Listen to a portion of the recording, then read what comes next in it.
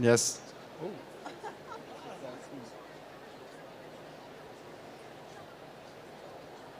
Bien, bon, oh putain, ça va fort.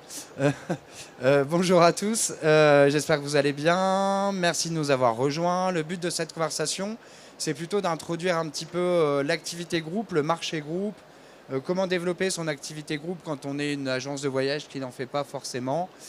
Clairement, si vous êtes un groupiste expérimenté depuis 40 ans, on ne va pas pouvoir vous apporter grand-chose dans cette conversation.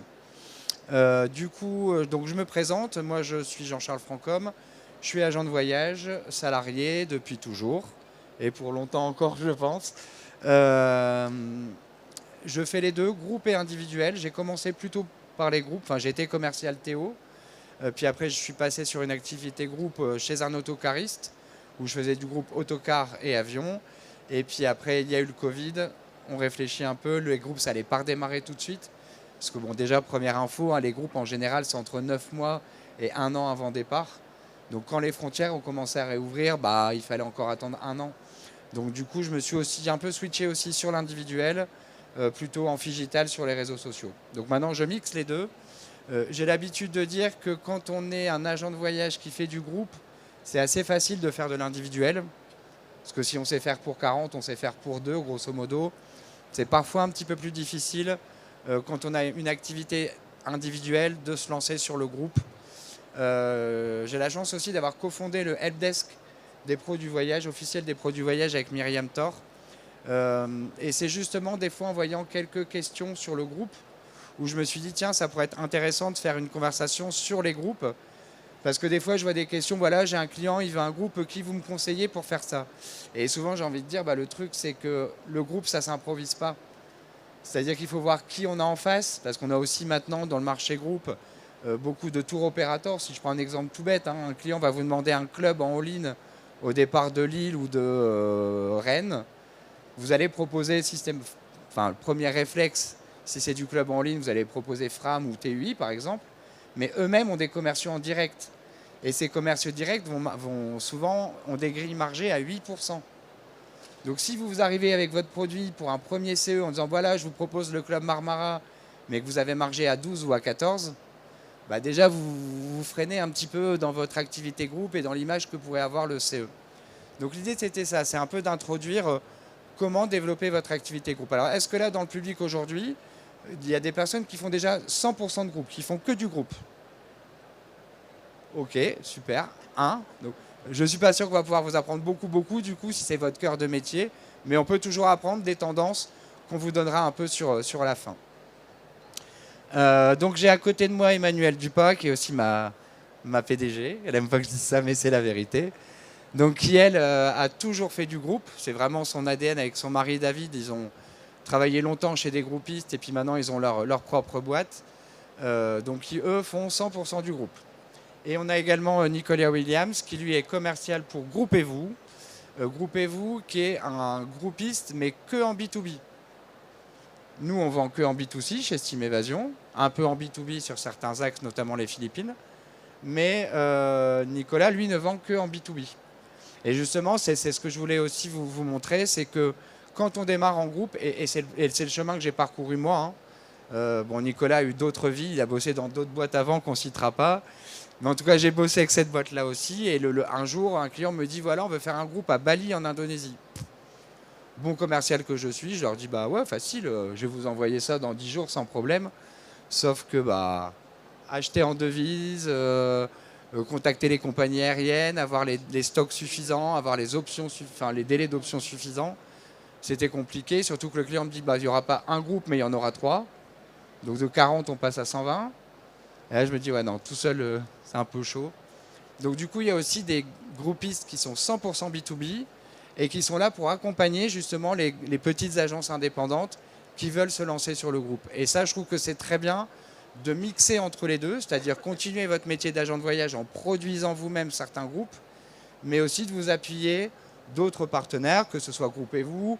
Il m'arrive de bosser avec Destination Planète Production, avec TUI, parce qu'ils vont avoir des produits stockés, où c'est eux qui vont prendre le risque de prendre des allotements, de payer les compagnies aériennes en amont, etc. Alors aujourd'hui, le marché groupe, c'est un marché qui a beaucoup évolué. Il y a 20 ans, enfin moi je le connaissais un peu moins ce temps-là, mais David qui a démarré avant moi peut vous dire que l'âge d'or du groupe, on lançait dans un CE un voyage, un New York ou un Sri Lanka. 3 jours après, on vous disait le groupe il est complet, il faut lancer une deuxième date, il faut lancer une troisième date. Et on faisait des OP à 120, 130, 140, 150. Ça arrive encore un peu, mais c'est quand même de plus en plus rare. Maintenant, un groupe, quand on arrive à faire un groupe de 40, on est déjà content. 30, on est content aussi. Pourquoi? Parce que déjà, avant, les CE subventionnaient beaucoup les voyages. Ça pouvait subventionner 30, 40, 50%. Aujourd'hui, de moins en moins. On a aussi des CE qui subventionnent plus du tout, parce qu'ils vont favoriser plutôt les chèques vacances, les chèques cadeaux, des plateformes comme MyWay, mes clubs qui vont donner 10% chez TUI en individuel ou 5% chez Fram. Donc moins de CE, une concentration des entreprises, moins de budget, des salariés aussi qui veulent plus voyager entre eux. Nous, des fois, on a des salariés qui nous disent ah ouais, mais moi, voyager avec ma collègue ou mon patron, non, c'est bon, je les vois déjà toute l'année, j'ai pas envie. Donc aussi, du coup, des formules qui changent. Avant, on faisait beaucoup de circuits accompagnés où les gens étaient H24 ensemble. Maintenant, on va voir ce qui va très bien marcher. C'est les produits comme New York, notamment, parce que finalement, bon, hormis dans l'avion et dans les transferts, mais c'est une formule libre. Donc après, si vous n'avez pas envie de voir vos collègues, bah, vous les esquivez et tout va très bien. Maintenant, le produit CE continue à fonctionner aussi parce que ça rassure le collaborateur. C'est-à-dire qu'il sait que parfois il y a une subvention, il sait que en cas de problème, il va contacter son CE, il sait qu'il va pouvoir échelonner les paiements également. Et donc il y a quand même le côté sécurité, c'est validé par mon CE. Oui, ça, il faut savoir aussi qu'en groupe, dans 50% des cas, je dirais, mais Nico aura peut-être plus d'expérience que moi, c'est qu'avant il y avait un vrai avantage financier à voyager en groupe. C'est-à-dire que les tarifs groupes étaient bien souvent inférieurs aux tarifs individuels. Maintenant, depuis qu'on est arrivé au prix dynamique, tout ce qui est yield management, etc., des fois, moi, j'ai des salariés qui me disent finalement, moi, j'ai regardé de mon côté et finalement, j'arrive à trouver moins cher parce que je prends un vol un jour avant, je rentre un jour après, je prends un Airbnb. Et ça, on le constate totalement sur les week-ends en Europe, où avant, on vendait beaucoup de week-ends en Europe, les capitales européennes, et de moins en moins. Parce que justement, quand on réserve 30-40 sièges, on est les billets à 300 € et ça devient trop cher pour un CE. Donc on est sur un marché qui change. On note aussi par exemple sur les week-ends. Avant, on essayait de faire des week-ends en Europe sur des bases 30-40. Nous, chez Steam, depuis 2 ans, enfin 1 an maintenant, parce qu'on en avait déjà parlé bien avant, et je l'avais moi-même testé avant, on fait beaucoup de groupes sur des petites bases. C'est-à-dire, on va dire à l'entreprise, on va mettre des week-ends, tous les week-ends du mois de mai, sur Barcelone, mais on va travailler sur des bases 10-12, ce qui nous permet d'avoir des vols pas trop chers, notamment sur les low cost, et auprès des bed banks. En fait, on va le monter comme un produit individuel, comme le ferait le salarié sur Internet, c'est-à-dire une bed bank et une compagnie low cost. Et du coup, on arrive à avoir des tarifs super compétitifs.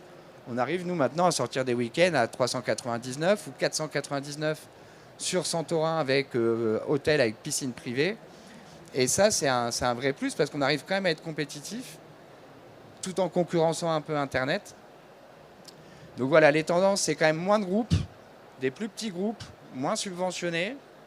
Les week-ends, qui à un moment étaient un peu en perte de vitesse et qui redémarrent aussi un petit peu justement en jouant sur des plus petits groupes. Il faut savoir aussi que les groupes, ça ne s'improvise pas. Pourquoi? Parce que bien souvent, comme je vous disais, les délais de réservation, c'est entre 9 mois, enfin entre 1 an, 9 mois. Là aussi, les délais se raccourcissent un peu. Maintenant, on a même des demandes jusqu'à 6 mois, 4 mois avant départ.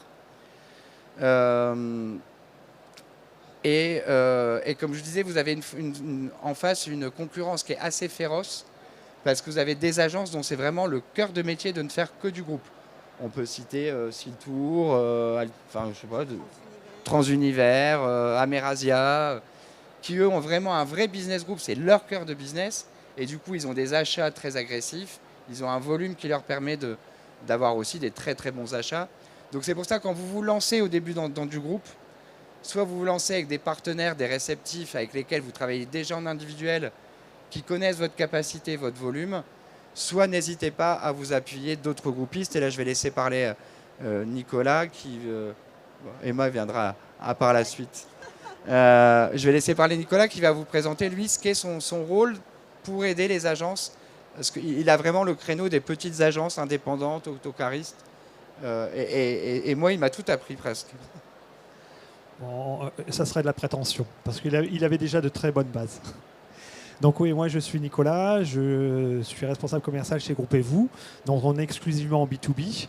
Là je vois qu'il y a du monde, donc c'est toujours intéressant, parce que c'est vrai que le groupe, quand je démarche, ça fait maintenant, on va dire, une vingtaine d'années que je démarche le groupe. J'ai effectivement eu une autre vie avant, d'autres vies avant, pour la croisière, pour des généralistes, j'ai fait de l'agence de voyage, j'ai fait un peu de tout pour voir. Et c'est vrai que le groupe, ce qui m'a plu, c'est que quand on gère 2 personnes, c'est une chose. Quand on en gère 40, c'en est une autre. Ça fait appel aux mêmes capacités, par contre. Quand une agence de voyage me dit le groupe et l'individuel, c'est pas le même métier, c'est faux, c'est archi faux. Faut pas tenir ce discours. Parce qu'à force de tenir ce discours, vous avez des banques, des assurances qui vont se mettre au voyage. Le voyage, ça nous appartient. C'est notre capital travail. Donc, ça, c'est très important. Pour faire du groupe, comme disait Jean-Charles, il faut savoir bien s'entourer. Si vous pensez que du groupe, c'est acheter, trouver un réceptif et trouver de l'aérien, c'est faux. C'est pareil, il y a plein de petites subtilités. Quand vous trouvez de l'aérien, combien de fois je demande aux agences, ok, tu as acheté de l'aérien. Comment tu es sûr que ton prix aérien est le bon? Moi, j'ai des chefs de production confirmés qui savent que, je vais dire une bêtise, un vol sur la Thaïlande à 800, c'est hors de prix. C'est pas bon. Faut en acheter. On peut le trouver moins cher. Et donc, en termes de technicité, nous, on n'est pas un intermédiaire financier, on est un intermédiaire technique. On apporte une expertise. On accompagne les agences de voyage. Alors, c'est vrai qu'on a tendance à s'adresser, moi et ma collègue, on a tendance à s'adresser à des petites et moyennes entreprises agences de voyage qui font en moyenne, sur mon secteur et sur le secteur de ma collègue, c'est entre 1 et 3 groupes par an. C'est pas grand-chose, hein. Mais le fait d'avoir travaillé avec nous, qu'on les ait accompagnés, qu'on leur ait donné des conseils, qu'ils aient échangé, qualifié un client, qu'ils nous aient expliqué un peu le profil du client, on travaille la main dans la main. En général, on arrive à obtenir la confirmation du dossier, dans le meilleur des cas. Selon la situation, bien souvent en province, on arrive à garder le client, elles arrivent à garder le client, parce que en général, ça se passe bien, le client revient et il parle déjà de son prochain voyage. Et on continue comme ça, nous, à travailler avec l'agence, à proposer des bons tarifs. Et je dis aux agences, n'hésitez pas, dites-moi psychologiquement à quel tarif le client va acheter. Et on va trouver des solutions. L'autre avantage des groupes aussi, quand on commence, ça ne prend pas plus de temps. Beaucoup me disent, j'ai pas le temps de démarcher. Mais les clients, vous les avez en face. Si vous apprenez à les connaître, vous allez vous rendre compte que vous allez comprendre que la personne qui vient vous acheter un petit voyage, monsieur et madame, monsieur, il travaille dans telle entreprise, il connaît le responsable du CE et il pourrait vous donner les coordonnées. Et puis vous allez le contacter et vous seriez surpris que, pourquoi pas, il va vous interroger. Donc, sans forcément démarcher, des fois, on peut récupérer 1 ou 2 groupes en plus. Et puis ensuite, le gros avantage des groupes, comme disait Jean-Charles, c'est que c'est 8 à 9 mois avant. C'est-à-dire que vous allez encaisser des acomptes pour le mois de janvier, février, mars, avril, mai, juin l'année prochaine. Vous allez déjà avoir des acomptes, donc de la trésorerie. Vous allez aller voir plus loin, c'est-à-dire qu'au mois de mai, et je vous le souhaite, vous allez confirmer, je sais pas, une Afrique du Sud, ça va vous faire un dossier à 40-50 000 euros. Vous savez que votre mois de mai, il est déjà conforté et que vous allez plutôt vous tourner vers un mois de juin qui est un peu plus faible, tout simplement. Alors, je rebondis sur un truc vite fait, c'est qu'on parle beaucoup des comités d'entreprise, mais dans les groupes, effectivement, c'est quand même le premier secteur sur lequel on va quand même démarcher. Mais on remarque qu'on a de plus en plus de groupes associatifs, les associations, associations de voyage, associations de seniors. Comment? Les mairies également, donc tout ce qui est plutôt public. Alors attention, hein, tout ce qui est public, mairie et tout, faites attention à un truc, parce que ça m'arrivait plus d'une fois, c'est de ne pas jouer le 3e devis. Parce que souvent, ils sont obligés d'avoir 3 devis, par souci de transparence. Même si des fois, c'est gagné d'avance pour l'agence qui est déjà celle depuis 10 ans. Et puis, en fait, vous faites plein de fois les devis, puis vous vous rendez compte que vous passez jamais. Bon, à un moment, répondez plus. C'est que vous êtes juste le 3e devis pour faire style 2. Ils ont demandé 3 devis. Mais ça aussi, ça s'identifie. Pareil, de toujours bien demander le budget. Des fois, vous avez des CE qui rêvent complètement en disant, ah bah voilà, je veux partir à New York pour 500 euros. Ben non, ça vous l'aurez jamais. On nous demande aussi, oui, bah il y a 15 ans, on est parti à Djerba pour 499. Oui, il y a 15 ans. Aujourd'hui, alors aussi, sachez une chose qui est importante, ça Emma, en tant que chef d'entreprise, pourra en parler, c'est qu'au même titre, alors je suis d'accord avec toi Nicolas, c'est que ça fait de la trésorerie, et que moi quand je signe un groupe, quand je vois la marge d'un groupe, qui est là une marge moyenne d'agence de voyage, on va dire, allez, sur un voyage à 1000 euros, 100 euros, je me dis, ah ouais, 100 euros, quand vous faites 2 packs, ça fait 200. Mais quand vous faites un groupe à 30, ça fait 3000. Et là, vous dites, ah ouais, 3000, c'est beau. Ça fait beaucoup de chiffre d'affaires. Donc oui, c'est de la trésorerie. Par contre, on est responsable de plein droit au même titre qu'une agence de voyage en individuel. C'est-à-dire que vous avez une grève, la neige à l'aéroport de New York, bah, vous ne perdez pas 6 000 euros ou 3 000 euros, vous en perdez 40 000. Enfin, vous en perdez, mais en tout cas, vous êtes responsable d'un gros volume aussi. Donc, il faut aussi bien se sécuriser, de ne pas faire n'importe quoi. Et du coup, c'est vrai que le groupe, au début, c'est difficile. Il faut conquérir le client. Souvent, il faut que ça marche la première fois, mais quand on est bien accompagné, bah, ça marche bien. Et puis après, on essaie de le fidéliser. Parce que le problème des CE, c'est que souvent, c'est des élections tous les 3-4 ans.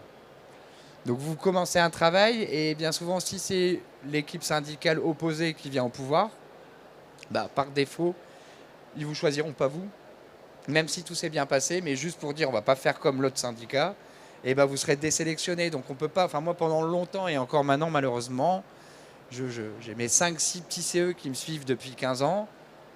Mais le jour, bon là par exemple, vous voyez, le groupe Auchan va pas très bien, c'est un client que j'avais historiquement, bah, le groupe Auchan va mal, ils séparent, ils font des fusions, des machins, bah, là j'ai plus Auchan, bah, du coup ça vous fait 20% de votre chiffre d'affaires qui d'un coup disparaît. Donc, et le démarchage, on en parle souvent, est devenu de plus en plus difficile. Il y a 10-15 ans, vous preniez votre téléphone, oui bonjour, je suis une agence de voyage, je voudrais contacter le CE. Ah bah mon bon monsieur, il faut appeler le mardi entre 16h et 17h. Bon bah vous preniez note, mardi de 16h à 17h, et puis vous arriviez à joindre le CE. Maintenant, c'est un sketch le truc. C'est vous avez un contact? Bah non, puisque j'appelle pour avoir un contact. Ah bah sans contact, je ne peux pas vous passer quelqu'un. Oui, d'accord. Bah alors que par mail? Mais je peux avoir le mail? Non, pour avoir le mail, il faut avoir un contact. Ok, ok. Et on tourne en rond, quoi. Et bien souvent, on vous donne juste entreprise@machin.com. Vous ne savez pas ce que vous envoyez, vous n'avez pas de retour. Donc c'est quand même un secteur qui est devenu un peu difficile, je trouve, mais qui pour une petite agence indépendante peut être un bon levier pour mixer les deux. Et je conseille moi toujours d'être un vrai couteau suisse. C'est produisez un peu, faites un peu de club avec des TO de référence comme Fram, TUI, en disant c'est pas là-dessus que je vais vivre, mais c'est une belle porte d'entrée parce que... Alors, pour ceux qui sont plutôt en région aussi, les produits autocars, même si vous n'êtes pas autocariste, des fois c'est une belle porte d'entrée parce que tous les CE font au moins une sortie à Disney ou à Londres ou à proximité pour un marché de Noël. Donc bien souvent en rentrant par un week-end petit budget ou un petit marché de Noël ou quelque chose comme ça, bah, ça permet de démarrer et puis après on peut avoir d'autres projets. Emma? Oui, parce qu'en général, les comités, pour faire confiance, pour se lancer, pour confirmer des longs courriers, ils commencent d'abord par des week-ends et des moyens courriers. Il faut d'abord faire ses preuves là-dessus et après, ils nous confient les longs courriers. Là où je ne suis pas d'accord, c'est que moi, sur un moyen courrier, par exemple, je ne me bats pas en fait quand j'ai du Fram ou du TUI, parce que j'ai pas envie de perdre un client pour baisser un prix, baisser une marge et avoir pas de marge de manœuvre en fait. Moi, je vends un produit que je connais, qui est peut-être effectivement plus cher, mais si vous avez les arguments, vos arguments vont passer de toute façon. Le client, le CE, il va mettre 20 euros plus cher parce que vous lui avez donné les arguments. Donc surtout, il ne faut pas hésiter à dire que non, de toute façon, vous ne baisserez pas en dessous de ce prix. Et souvent, ça marche, surtout si vous connaissez le produit. Ne pas hésiter à expliquer. Et ça, c'est notre point fort, en fait. Ce qui est vrai, c'est que si en plus, surtout sur du produit club, si vous commencez, si dit bah, TUI en direct me fait 685, ah bah alors moi je vais vous le faire à 680, bah oui mais TUI me le fait à 675, bon bah je vous le fais à 660. En fait le client, il vient juste chercher chez vous le prix le plus bas et vous ne le garderez pas sur la suite. En plus vous n'êtes pas sans savoir que sur les destinations européennes, on a une TVA sur marge de 20% et que donc votre marge sur un club Marmara à 660 euros, vous allez en gagner 60 moins 20, 2 fois 6, 12, ça fait 48. Voilà, ça fait beaucoup de travail pour pas grand-chose. On parlait des CE, on parlait des comités d'entreprise, on parlait des associations. Vous avez aussi maintenant de plus en plus de familles qui deviennent des groupes. Parce que famille recomposée, parce que les grands-parents veulent offrir un voyage tous les ans pour Noël aux petits-enfants et aux générations en dessous. Donc les groupes, ça peut aussi être les familles. Et aussi, on constate un développement des groupes communautaires. Le voyage sportif, la Zumba, le bien-être, le voyage autour de la thématique de la danse. Là, nous, par exemple, on a lancé une offre sur New York sur fin janvier, qui n'est pas la meilleure période, mais parce que c'est la Broadway Week, c'est-à-dire c'est la période où à Broadway, vous avez les shows, un show acheté, un show gratuit. Et ben, ça marche très bien. On a communiqué auprès de nos clients qui aiment bien les spectacles, à qui on a déjà vendu des cabarets, des choses comme ça. Donc voilà, le tourisme de groupe devient, comme en individuel aussi d'ailleurs un peu, mais communautaire. C'est d'ailleurs pour ça qu'une autre manière de démarrer aussi en GIR, et surtout si vous avez une clientèle locale avec des petites associations, etc., c'est ce qu'on appelle le GIR, donc groupe d'individuels regroupés, où là c'est vous qui allez constituer le groupe, entre guillemets. Tel CE, il va vous en inscrire 3-4. Vous allez le mettre en vitrine dans votre agence et vous allez faire 5-6, ou parce que vos clients vous disent la prochaine fois que vous faites je sais pas moi, un voyage en Inde, dites-le moi parce que je ne veux pas partir toute seule. Et là, vous allez vous rendre compte que plusieurs personnes vous demandent régulièrement la même chose. Et puis c'est là de vous dire, tiens, je vais peut-être lancer ce qu'on appelle un GIR, groupe d'individuels regroupés. Et puis après, vous allez démarrer avec 10-15 personnes. Et puis après, venir le compléter avec un autre CE, avec une association. Et le but, c'est de les maintenir. Parce qu'une fois que vous les maintenez une fois, 2 fois, 3 fois, les gens se disent, allez, on sait que quand on s'inscrit, on s'en va. Il n'y a rien de pire, c'est que de lancer trop de GIR d'un coup, pour au final dire je les annule tous parce que j'ai que 3 inscrits. Et là, les gens, au bout de 2 fois, 3 fois, ils ne s'inscrivent plus en fait. Ouais, je pense que vous pouvez tenter par un produit. Donc nous, à la base, on fait CSE, association mairie. Mais c'est vrai qu'on se lance de plus en plus parce que les comités, effectivement, c'est ce que disait JC, ils voyagent de moins en moins. Il y a ils voyagent moins en moins ensemble. Par contre, on lance l'offre à différents CE. Donc ça nous permet, en fait, finalement, de quand même faire un groupe, mais de faire bénéficier, par exemple, 10 CE. Donc quand on lance, on va lancer deux dates comme ça par an, une fois sur New York, une fois sur un séjour long courrier un peu plus exotique, Caraïbes, Jamaïque, où les gens, ça les fait rêver. Et du coup, les gens, ils s'inscrivent et on arrive à monter à 40 personnes. Effectivement, ça fonctionne bien. Mais par contre, il faut avoir effectivement quand même un carnet d'adresses CE assez important pour pouvoir quand même compléter ces... De toute façon, pour faire du GIR, il y a 3 solutions en gros. C'est soit vous avez déjà un fichier client qui vous le demande en disant parce que j'ai une petite asso, on est déjà 5-6, et puis il y a une autre dame qui dit moi aussi j'ai une asso, on est déjà 5-6.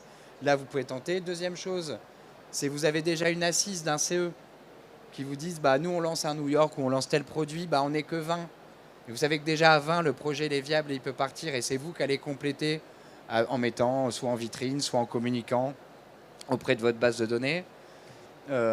Troisième solution, c'est de vous appuyer sur des groupistes comme Groupez-vous, qui eux ont des stocks, ont des dates, et qui parfois vont jouer le jeu en disant bon ok, allez, t'assumes en faire 15, je connais une agence qui a peut-être moyen, qui va compléter, de toute façon nous on a la date, on l'a déjà compté. Donc l'avantage aussi parfois de passer, moi je le vois parce que je fais les deux, mais de passer par des TUI ou par des Groupez-vous ou par des planètes production, c'est que des fois je vois qu'ils ont la date. Donc j'ai pas la pression de me dire j'ai payé, j'ai des engagements, il faut pas que j'oublie de rétrocéder les sièges.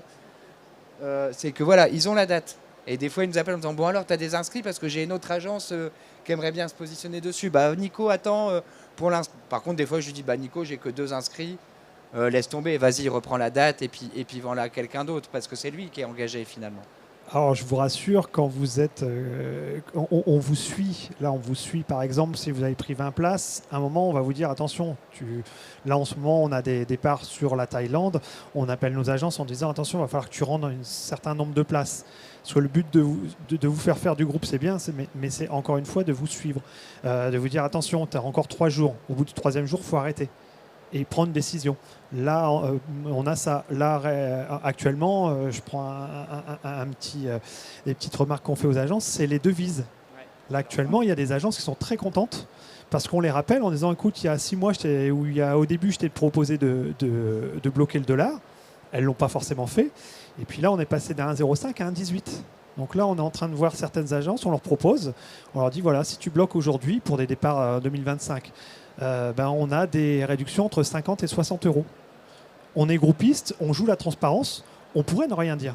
Mais on suit nos agences parce que la devise, aujourd'hui, si je fais le tour, il y en a plein, ils ne savent pas à combien est le yen aujourd'hui, à combien est le dollar.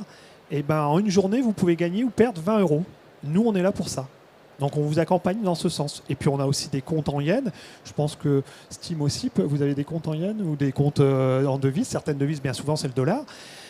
On peut vous aider. On peut vous aider.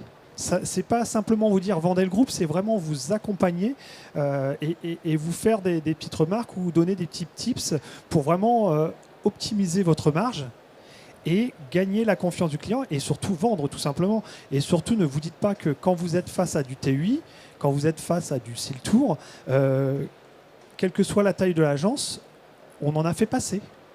Il faut avoir les arguments, même si c'est un groupiste. Exactement. Si c'est un gros, très bien placé ou présent depuis des années. Si vous avez la connaissance du produit, si vous connaissez votre produit, vous passerez. Mais voilà, aussi dans les petits conseils, c'est qu'effectivement, le groupe, ça peut être une manne financière importante. Ça peut être aussi des gros dangers parce qu'il faut suivre, comme le disait Nicolas, les devises. Et des fois, on se prend des sacrées douilles quand même. Bon, là, le dollar est plutôt favorable pour nous. Mais quand il est passé de 1,18 à 1,05, il faut quand même aussi, ça c'est quelque chose qu'il faut faire attention, c'est bien verrouiller vos contrats. Nous, on voit, des fois, on a des clients qui nous disent « Ah, j'ai reçu une offre concurrente, ils sont moins chers. » Ah ouais, on va les lire, les petites lignes. À combien sont les taxes? À combien est la devise? À combien est le supplément base? Parce que en fait, vous vendez un prix base 30, par exemple, mais si le client il est que 28, c'est pas ce même prix parce que votre réceptif, il a différentes bases. Donc tout ça, c'est des choses très importantes à mettre dans le contrat parce que c'est pas leur métier, ils sont parfois de mauvaise foi et vont vous dire non, mais moi on n'est que 26, mais je paye le prix comme si on était 30, je vois pas pourquoi je devais payer plus cher. Ou la devise, moi je pensais que c'était bloqué, ferme et définitif. Donc dans vos contrats, parce que quand vous faites une erreur pour 2 personnes, bon allez, c'est tout, vous rognez sur la marge et vous apprendrez pour la prochaine fois. Par contre, quand vous prenez un supplément base de 30 euros plus 40 euros de devise, ça fait 70. 70 fois 30, ça fait 2100. Ça fait 70 fois 30, 2100, c'est ça. Et là, il n'y a pas de TVA qui se déduit en plus dans les pertes. Ça peut vite chiffrer. Donc, bien verrouiller aussi vos contrats. Bien verrouiller quand on vous met une offre concurrente en face. On le sait, nous, il y a des groupistes, c'est des petits malins. Ils vont surcoter le dollar ou sous-coter le dollar. Ou pas noter le dollar du tout. Ou pas noter le montant de taxe aéroport. Et puis, à un mois du départ, le client qui vous a appelé pour vous dire vous n'êtes pas sélectionné, vous étiez 20 euros plus cher. Il vous appelle en disant on m'a augmenté de 60 euros, c'est normal. Ah parce que vous me rappelez moi maintenant pour me demander conseil alors que j'étais 20 euros trop cher. Voilà, vous avez payé 20 euros moins cher, mais au final, vous payez 60 euros de plus. Parce que c'est légal, jusqu'à 30 jours, vous pouvez, comme en individuel, jusqu'à 30 jours avant départ, vous pouvez réguler la devise, le carburant, le dollar, jusqu'à hauteur de 8% du total du forfait. Donc quand c'est un voyage à 2000 euros, 8%, vous pouvez augmenter de 160 euros. Et il y en a qui ne se gênent pas de le faire. Nous, on essaie plutôt d'être transparent là-dessus. Donc il y a quand même plein de petits pièges, malgré tout, à éviter, à faire attention. Effectivement, je pense qu'il ne faut pas aller trop vite. Il faut surtout bien se faire accompagner, soit par des bons réceptifs. Il faut savoir aussi les compagnies aériennes avec les groupes, ils sont de moins en moins cool. Les délais d'option sont de plus en plus courts. Les délais de rétrocession, quand il y en a, sont de plus en plus courts, de plus en plus restrictifs. Vous avez même maintenant des compagnies qui vous obligent à payer 100, 200, 300 euros pour avoir une option, qui ne remboursent pas forcément. Vous avez des fois des délais d'option de 15 jours. Et là, vous vous dites, mais vous êtes complètement dingue, vous ne savez pas comment fonctionne un CE. Entre le temps où vous faites la demande et le temps où c'est validé en commission, en général, c'est minimum 1 mois. Moi, Turkish, de mémoire, sur un groupe, c'est une option, c'est 8 jours. Voilà. Donc comment voulez-vous faire une offre avec un prix qui est valable 8 jours quand votre CE vous dit, ma prochaine commission, c'est dans 3 semaines? Et une fois qu'ils ont leur commission, Il faut que René soit en délégation pour le mettre en ligne. Mais ça, c'est que dans 15 jours. Et vous voyez les délais. Donc, des fois, nous, on joue la montre. Des fois, on s'engage même à payer des options en se disant on verra bien. Mais tout ça, vous pouvez le faire quand vous connaissez vos clients aussi. Donc, en tout cas, je trouve, moi, que c'est un vrai levier pour des petites agences indépendantes. Parce qu'il ne faut pas mettre tous ses œufs dans le même panier. C'est aussi... on en parlait hier avec Emma. Si on me demandait de choisir entre groupe et indiv aujourd'hui, il y a 10 ans, j'aurais dit groupe. Là, aujourd'hui, je dirais peut-être plus indiv parce que je kiffe ce que je fais sur les réseaux sociaux. Mais quand j'ai trop d'indiv, au bout d'un moment, je me dis putain, il me faut un groupe là parce que c'est bon, quoi. Travailler toujours 2 par 2 par 2 par 2 pour gagner 200 balles, 200 balles, 200 balles. À un moment, je me dis bon, allez, celui-là, il va nous faire plaisir. Ils sont 50, ça fait du bien. Mais comme quoi ça marche, on a lancé, je vous disais, là, un New York non subventionné. Donc full, enfin le client, il paye plein pot. Hein. À 1099 en 7 jours 5 nuits sur New York, vol direct, transfert, hôtel. Très clairement, j'espère qu'il n'y a pas de client parmi nous. Mais le client, s'il faisait lui-même sur Internet, il serait grosso modo pareil. L'expertise en moins, la mienne en soi, et notre responsabilité de plein droit, qui est quand même la chose qu'il faut mettre en avant, hein, que ce soit en groupe ou en individuel. Et en 9 jours, on a fait 50 aujourd'hui, ouais. 50 personnes en 9 jours. Donc plutôt bien margé en plus, donc on est plutôt content de ce dossier. Mais comme quoi, même des voyages non subventionnés aujourd'hui, dès l'instant où le prix est bon, la communication est bonne. Alors, petite chose aussi que je voulais préciser, un petit point, après je vous laisse parler vite fait, c'est qu'il y a aussi une législation vers les CE. Normalement, un CE, bon, vous savez que j'ai une double, enfin pour ceux qui le savent, j'ai une double casquette avec le CDMV sur l'activité légale et illégale dans le tourisme. Vous avez des CE, c'est des petits malins qui essayent de faire eux-mêmes leurs produits. N'hésitez pas à leur dire, vous savez, c'est illégal. Hein. Je pourrais vous dénoncer, je connais la personne qui est un peu vénère là-dessus. En plus, ils prennent un gros risque. C'est-à-dire que la compagnie, fait, vous l'avez vu, là, il y a eu arnaque M6, là, il y a un mec d'un CE qui a dit, ouais, j'ai acheté des chèques vacances à une arnaqueuse à Marseille. Le mec, il est mal, hein. Il a failli perdre son poste. Donc, un, vous avez des CE qui essaient de gérer eux-mêmes. Deux, vous avez maintenant des CE, les très gros CE, qui ont des immatriculations agents de voyage. Ils ont un implant agent de voyage. Ceux-là, laissez tomber. Pourquoi je voulais dire ça d'ailleurs? Attendez. Comment? Oui, alors non, ce que donc effectivement, attendez, donc il y a, oui, alors il y a quelque chose qui plaît beaucoup au CE là, qui est un peu la nouvelle tendance, c'est que normalement la loi dit quoi?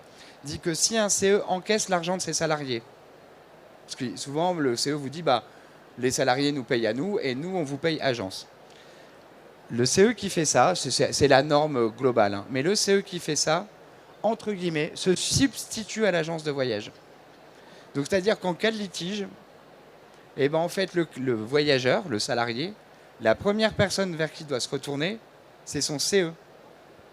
Parce que c'est le CE qui a encaissé illégalement, enfin, il ne l'a pas fait sciemment, mais c'est parce que dans la pratique, ça se fait comme ça. Et c'est après au CE de se retourner contre l'agence de voyage.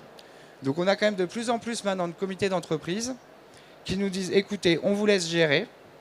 Si on subventionne 200 € par personne, x 30, on vous envoie un chèque de 6 000. Et le reste, on fait des inscriptions en ligne, on reçoit le formulaire, on inscrit le client, on fait des contrats individuels.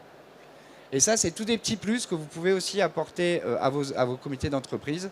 C'est dire, on vous décharge de la responsabilité, de la gestion des paiements et de la gestion des inscriptions. Et ça, maintenant, avec les outils qu'on a, que ce soit MB3M, vos outils de CRM, avec l'IA ou autre, on arrive très facilement à faire des formulaires. Nicolas, quelque chose pour terminer? Moi, je vous dirais, voilà, si, comme disait Jean-Charles, testez le groupe, entourez-vous de bonnes personnes. Ne pensez pas qu'en faisant du direct, vous gagnerez mieux votre vie. Comme on dit, quand ça se passe bien, tant mieux. Sachez juste une chose, c'est que depuis le Covid, tous ceux qui sont passés en direct, il y en a encore qui ont des acomptes chez des réceptifs qui ne sont toujours pas remboursés. Et qui ne le seront jamais pour ça. Voilà, qui ne le seront jamais. Nous, on connaît nos réceptifs. On s'assure qu'ils aient les bonnes assurances, pareil. On s'assure qu'ils parlent français. Moi, je travaille avec, par exemple, une grosse agence groupe qui me passe des groupes. Alors, des fois, ça étonne. Mais il me dit, moi, le samedi et le dimanche, c'est toi qui gères. C'est pas mon personnel. Donc quand je te le confie, tu te débrouilles. Donc encore une fois, on a un intermédiaire technique. On a 30 ans d'expérience derrière nous et on est en France et on est là. Donc on est joignable à chaque fois.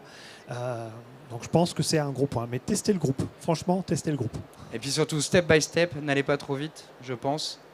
Commencez par ce que vous connaissez et puis allez-y crescendo. Mais moi, je pense effectivement que c'est un très bon deal d'avoir les deux. Aussi bien pour la trésorerie, pour plein de points, même pour vous personnellement. Puis parfois, vous pouvez les accompagner aussi, ça c'est cool. Ou moins cool des fois. Mais aussi, on apprend beaucoup aussi en accompagnant des groupes.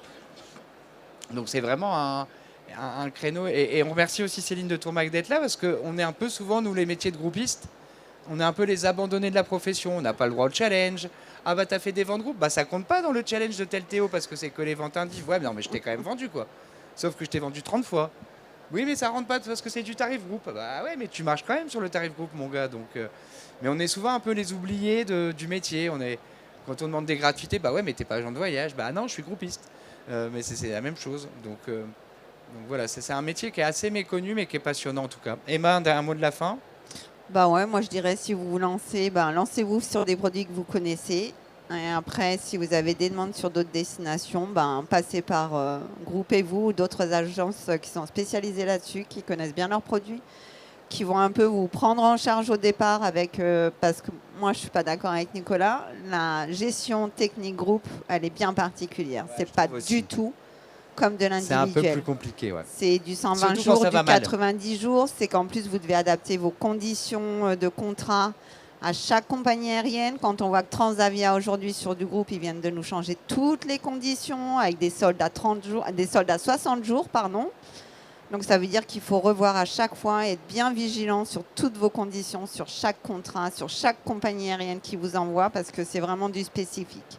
Un contrat groupe, c'est vraiment une spécificité à chaque départ. Donc moi, je pense que lancez-vous d'abord sur des programmes que vous connaissez, sur des destinations que vous connaissez, et sinon, commencez à donner vos groupes à des agents spécialisés. Mais vous ne lancez pas tout seul comme ça, sans avoir un minimum d'expérience. Ouais, moi, pour conclure, surtout si vous démarrez, il faut vraiment être un couteau suisse. De dire, allez, j'enfile un peu à des Groupez-vous, des TUI, des gens qui ont des stocks. Les Groupez-vous il y a un moment ou un autre, quand vous avez une merde, une annulation de vol, ils ont l'habitude et ils vont proposer tout de suite une solution que vous n'aurez pas. On a une gymnastique en fait avec avec les années. Contacts, hein.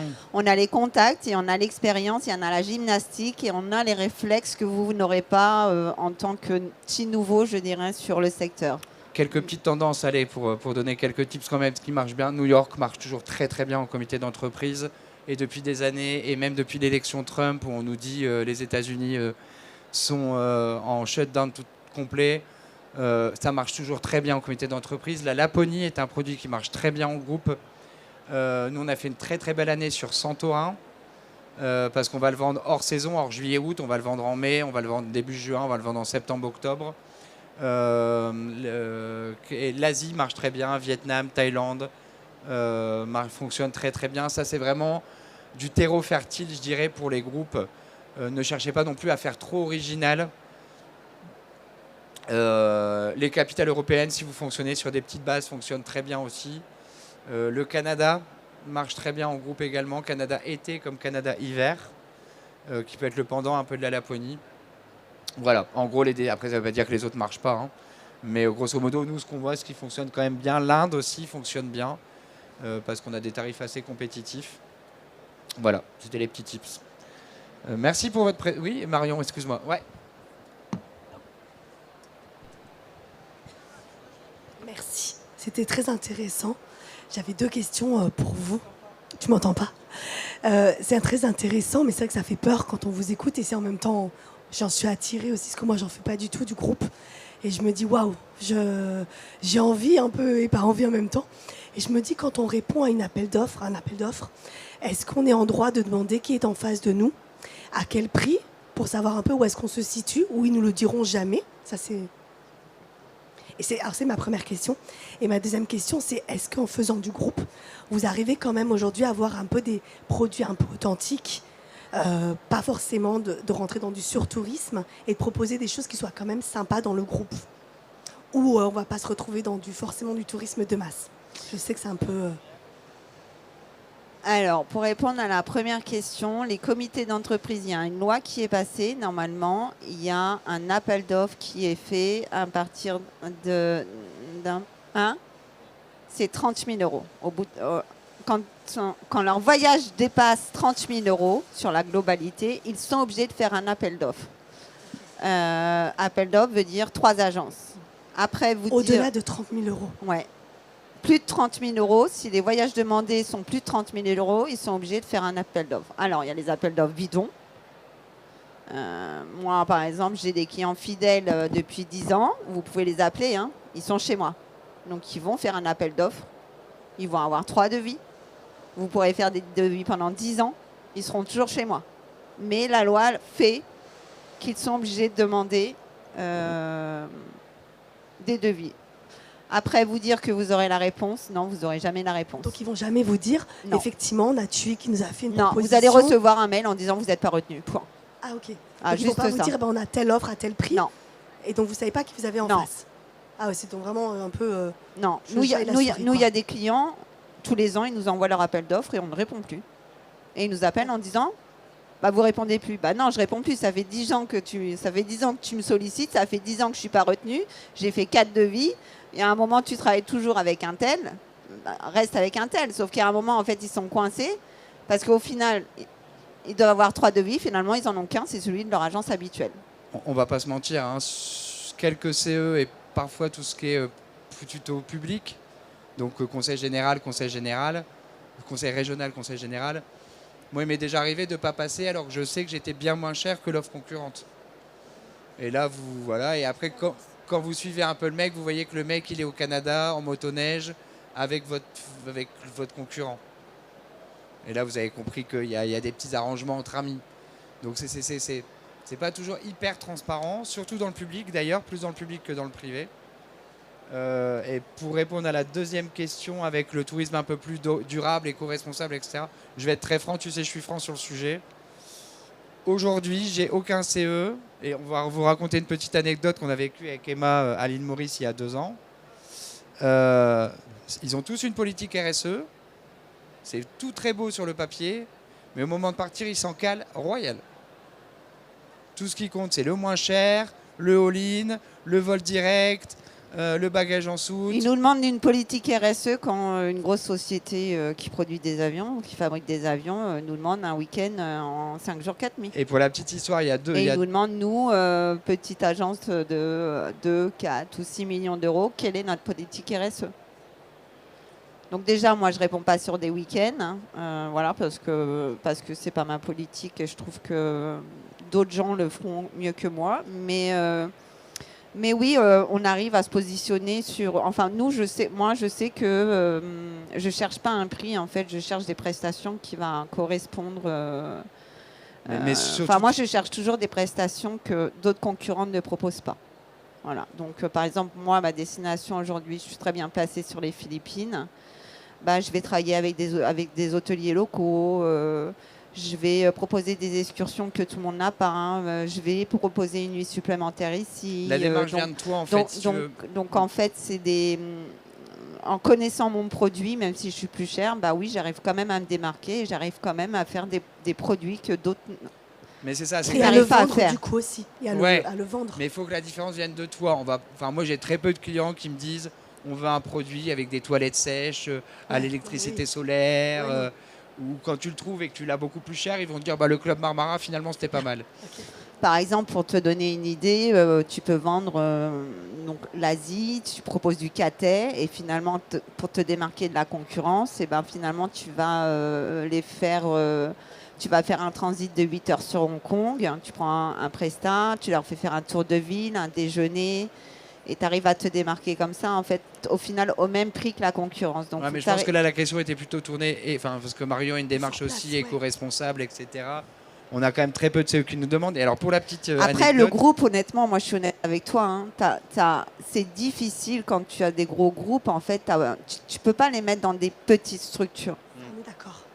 Donc c'est soit tu Non, décides mais sur de les faire... activités, par exemple, tu peux trouver. Ah Oui. oui, tu trouves automatiquement. Ouais. Si tu as des bons partenaires, tu vas proposer des activités Typiquement, tu vois là. typiquement locales. C'est totalement Mais réalisable. Nico pourra peut-être plus en parler aussi. Parce Moi, qu'il- par exemple, pour te donner une idée, sur les Philippines, ils travaillent avec des locaux, ils fabriquent, ils récupèrent tout ce qui est canettes, et ils arrivent à en faire des sacs à main et des choses comme ça, et on les emmène visiter cette fabrique, et c'est pour des locaux, et on fait le marché, et on les fait vivre les locaux, et voilà, et on se penche sur des activités comme ça, où on fait aussi vivre le marché local sans passer par des grandes chaînes. Mais tu vois, un Donc sujet. c'est tout à fait réalisable. un Mais sujet- effectivement, c'est des produits qui se travaillent beaucoup, beaucoup en amont.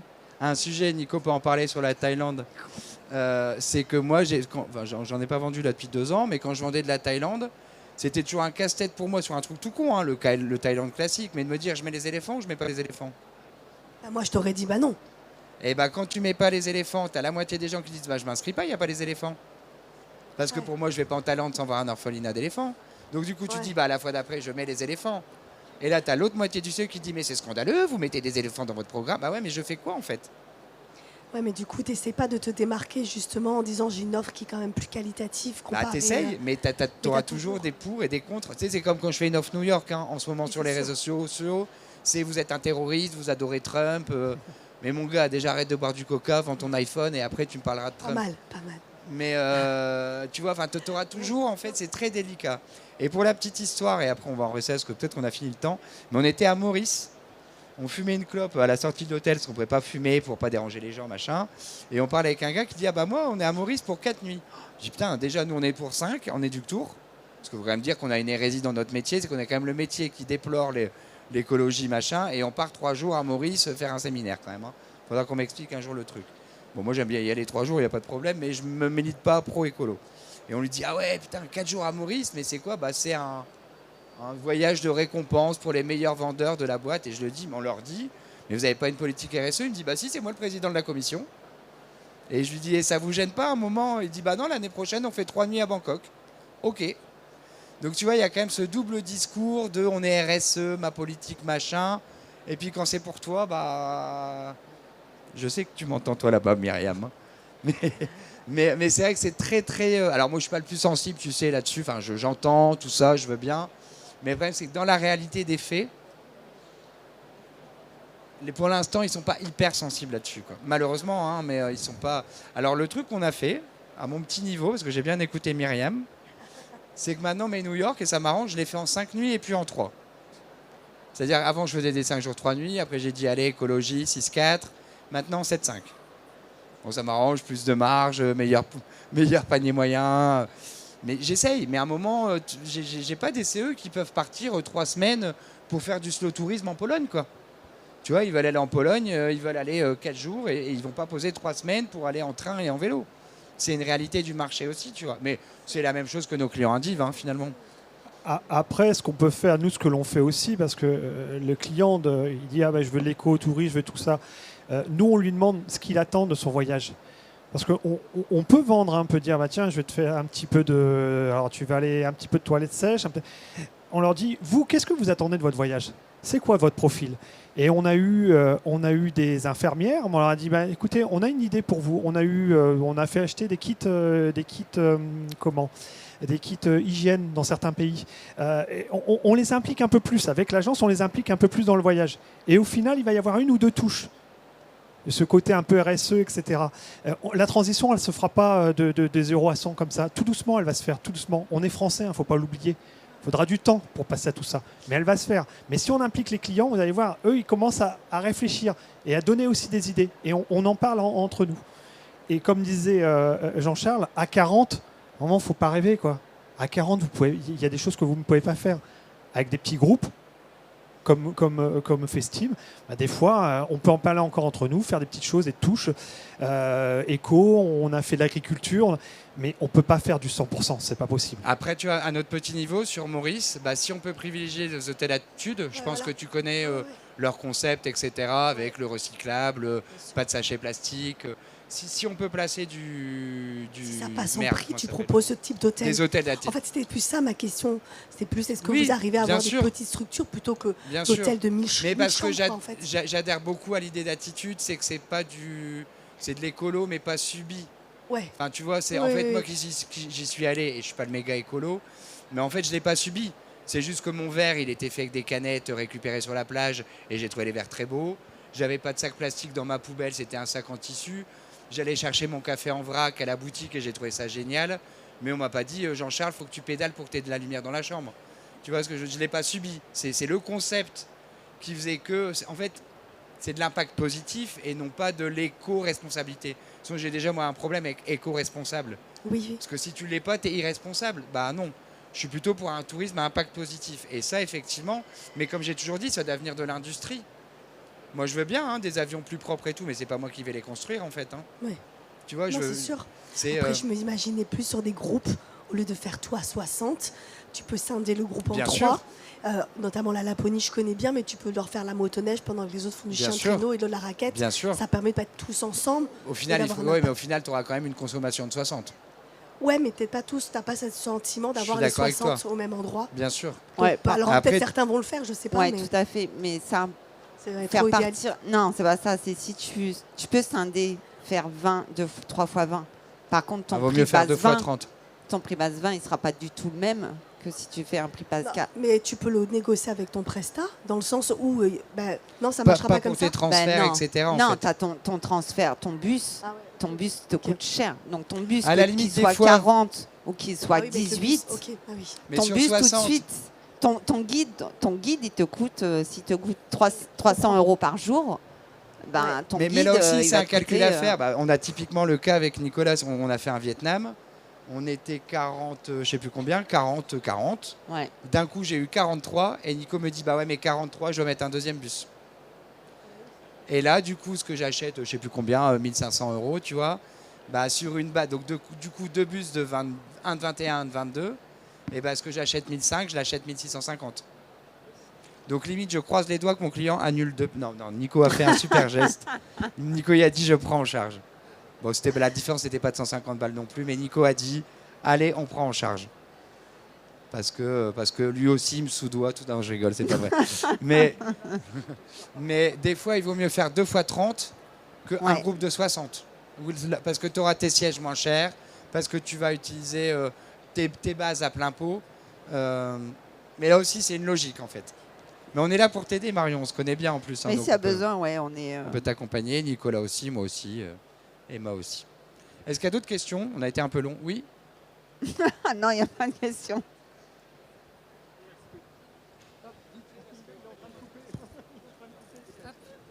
Oui, ça va être très rapide. C'est juste pour avoir un tip sur les compagnies aériennes, si c'est possible. S'il y a des compagnies avec lesquelles vous avez plus confiance et c'est plus facile de faire du groupe que d'autres, ce seraient lesquelles ou est-ce qu'elles sont vraiment toutes au même niveau? Pour commencer le groupe, peut-être, je ne sais pas, Air France, je dis n'importe quoi, ça Non, sera parce que plus maintenant, facile les- qu'avec EasyJet ou est-ce qu'il y Non, a les compagnies aériennes, déjà, elles ont tout un accès groupe, donc il faut s'inscrire. Air France, on a un accès groupe. Air Caraïbes, Turkish, KT. Mais est-ce qu'il y a une compagnie où les Non. conditions sont plus sympas que les autres? Non. Ok, Non, pareil. parce que vous voyez, par exemple, maintenant, Air France, il y a des prix ponts qu'on n'avait pas avant. Et les prix ponts, par exemple, bah, vous versez un acompte de 20%. Et puis, à 90 jours, ou 90 jours, je crois, on paye en fait 80% et le solde à l'émission. Donc, ça. Donc en fait, du low cost ou du régulier, Non, ils appliquent tous la Non. même politique. tous. La seule différence, c'est que les réguliers vont mettre des options d'un minimum de temps que le low cost est déjà illégal. Oui, il y a des options avec les vols réguliers, mais pas avec les low cost, par exemple. Low cost, on a le tarif immédiat, mais on ne pourra pas bloquer ou espérer l'avoir pendant quelques temps. Ok, merci.